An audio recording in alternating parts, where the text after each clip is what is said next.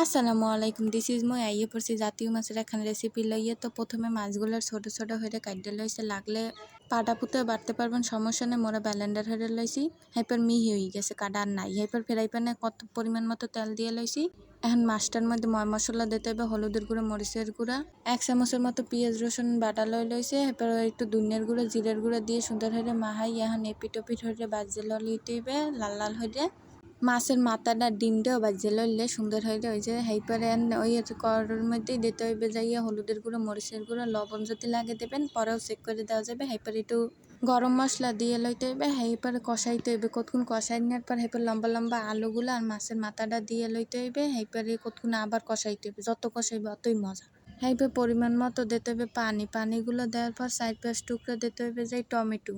এটা পুরো অপশনাল, কিন্তু দিলে মজা লাগে। হাইপারে ওই বড়াগুলো বাজিয়ে যে থুইছি মাছের, ওইগুলো সবগুলো দিয়ে লইতে হইবে, দিয়ে ডাইকে লইতে হইবে।